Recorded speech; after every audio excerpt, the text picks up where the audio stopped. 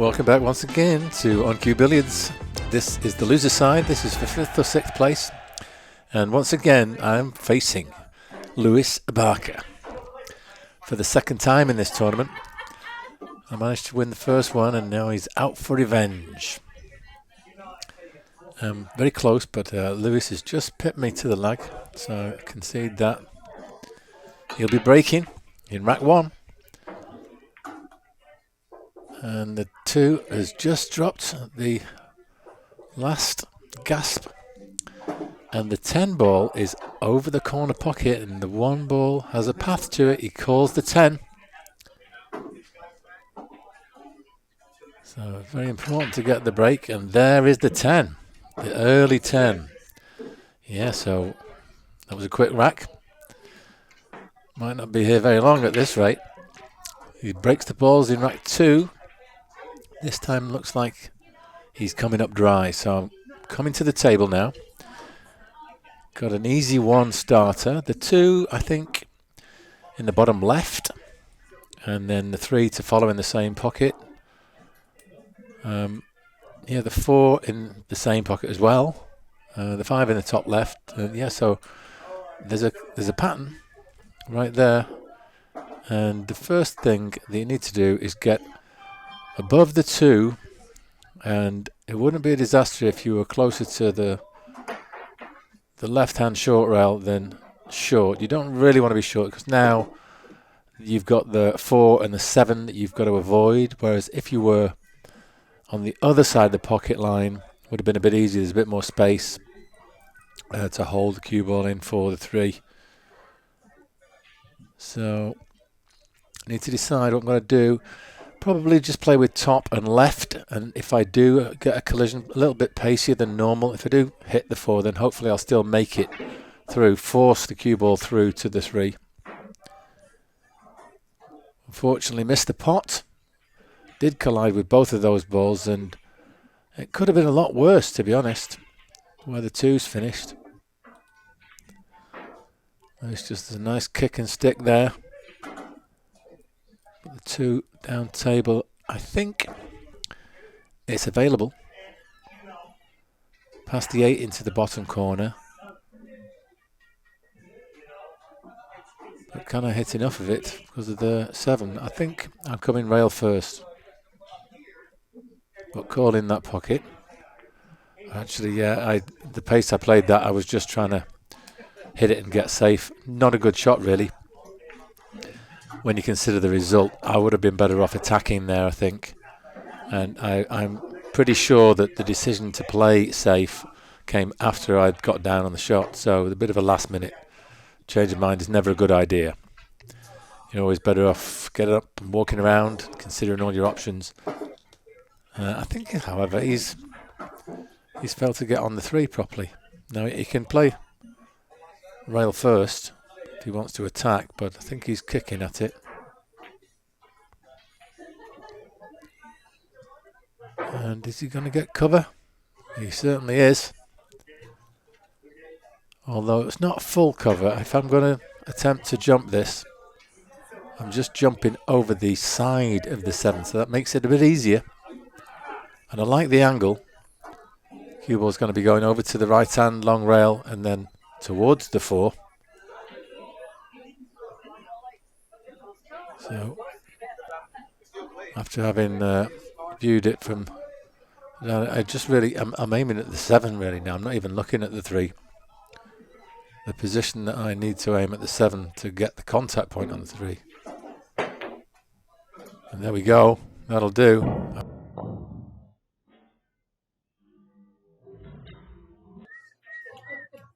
Actually got a bit of draw on it. I've still got a shot on the 4. Happy with that.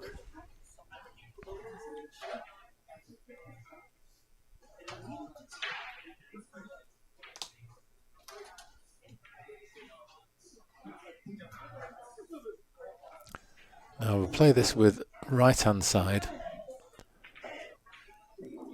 Trying to check the cue ball up and get it to the left of the 10 ball.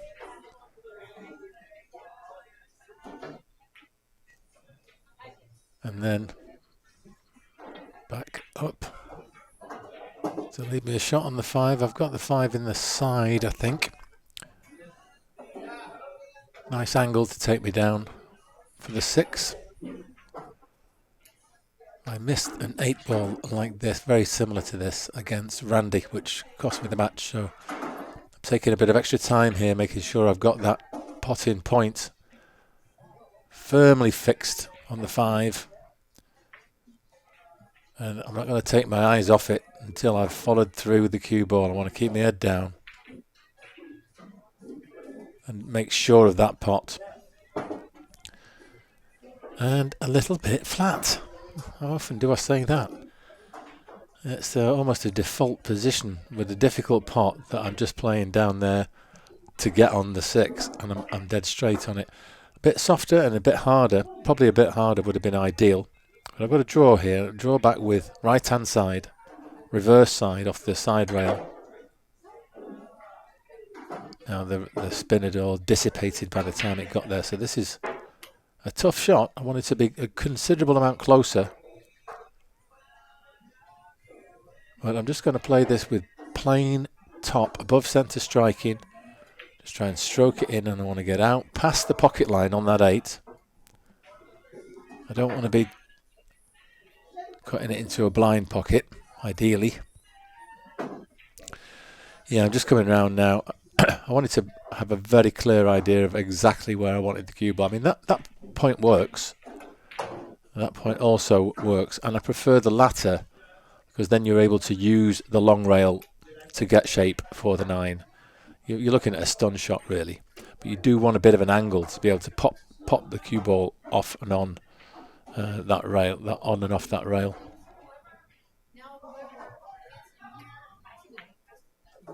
So I potted the 7 nicely, but I'm slightly hampered by this 10 ball.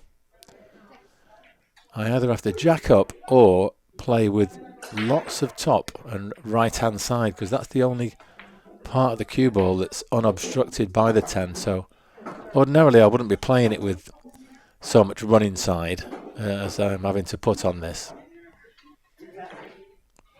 Cue ball's going to go behind the 9 and into the middle of the table. Yeah, and that was just enough to make me a little uncomfortable on the 8, and that miss is going to be very costly with Luis at the table. Good shape on the 9, makes it easy to get shape for the 10. And this will put him on the hill.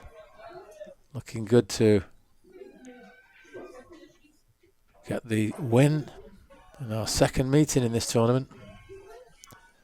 Yeah, I thought I was doing all right to beat Luis once, but having to beat him twice, that is a different kettle of fish.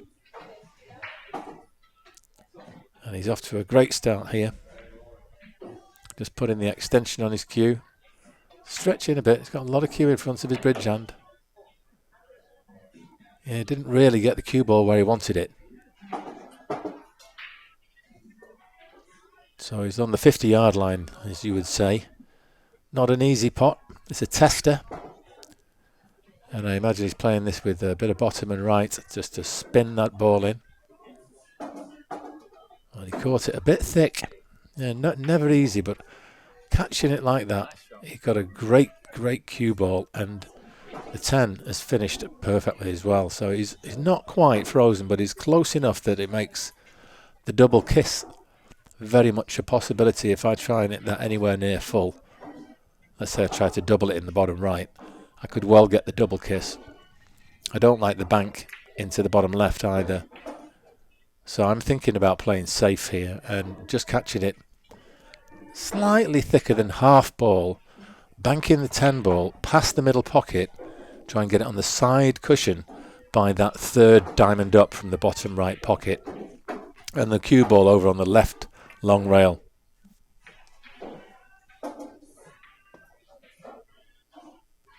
So that's just about as planned. I don't think I could have got a lot better than this. He can try and cut it in if he wants, but he's calling the bank. And with this bank, if you catch it short, then you tend to get the cue ball in the middle of the short rail. Just like that. So that's a nice 2-in-1 shot that he's played there. If he gets it close to the pocket, there's a chance of getting it in. But if it hits the top rail first, it's pretty much guaranteed to be in a nice, safe spot up there on that top cushion.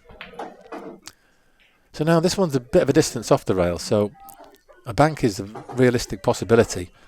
And I prefer the bottom right to the bottom left, simply because it looks a bit more of a natural. I don't think I have to play this with any English, and I don't want to be playing it with a lot of power either, so I'm just going to play a smooth stroke and just try and bank that 10 down here in that pocket. If I catch it a bit thick, there's a chance it'll be safe somewhere on that long rail. I can avoid putting it over the middle. And the cue ball I think is going to be somewhere near that left hand side pocket again, similar to where I left it last time. So this is when you could really do with getting a good bank. That would put me right back in the match.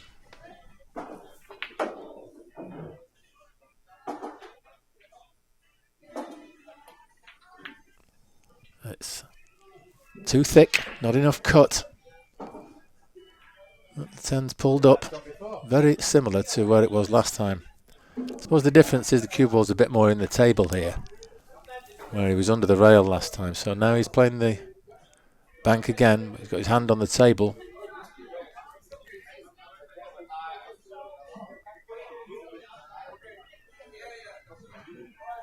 Just surveying things, wanting to make sure he's doing exactly the best option. He's calling the bank once again.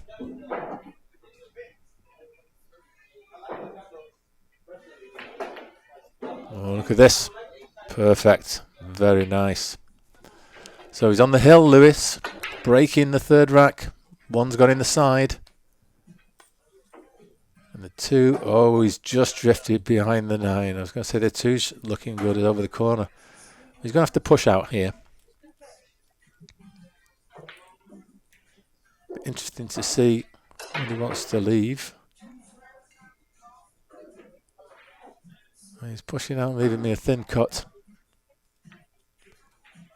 I thought he may push and leave a jump shot for a second. But you have to be prepared to play the shot yourself, so maybe you didn't fancy that. So I'll be coming round naturally off 2 rails for the 3 if I can cut this in.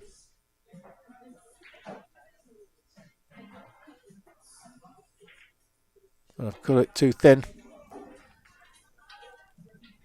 But that doesn't look too bad at first glance. I think the 6 is covering the potting angle. Yeah, he's called safe. Okay. He's called the bank now, so he can hit enough of it to get it up there in the top corner. But it gets the dreaded double kiss. And this is going to set me up very nicely. So I've got the angle to go between the 5 and the long rail, the short rail rather, and get behind the 3 that way. It's a stun with left hand side. Alternately, you could play with a ton of right hand side and check the cue ball to the right of the 10. Yeah, I've played the former of the 2 and I've kissed the 3. Not ideal, but it should still be makeable. Looks pretty straight. So it's a draw back for the 4. Quite a deep draw shot. Just got to make sure you get your fundamentals right in this. Nice, slow transition at the end of that final backswing.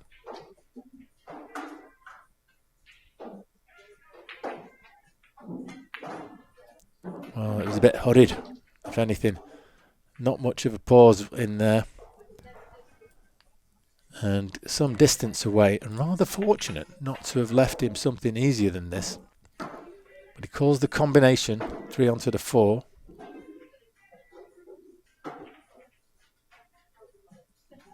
And it just drops in, but the cue ball has found its way behind the 10. So he's kicking, trying to make it in the top left. That's a good try, very good try. Caught it on the right side. And as a consequence, he's got it safe. And the cue ball's a bit hampered by the 6, so I think I'm just trying to bank this 3 behind the 9 and get the cue ball behind the 10. So don't put the 3 over the middle pocket. That's the worst thing you can do. So I've actually put it over the corner pocket instead. That was a poor shot. Caught it much too thick. It's got to go down as an error.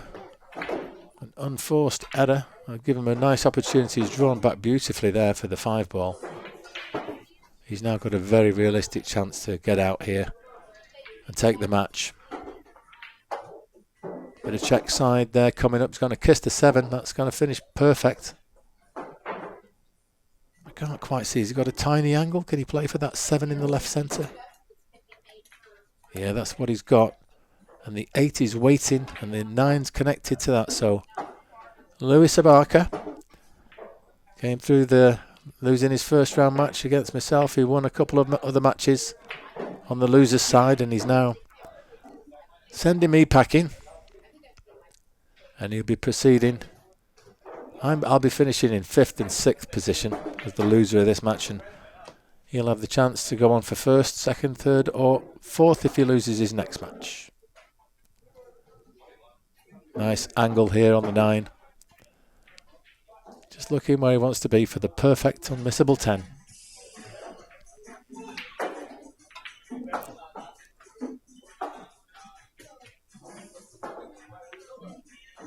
And there we go.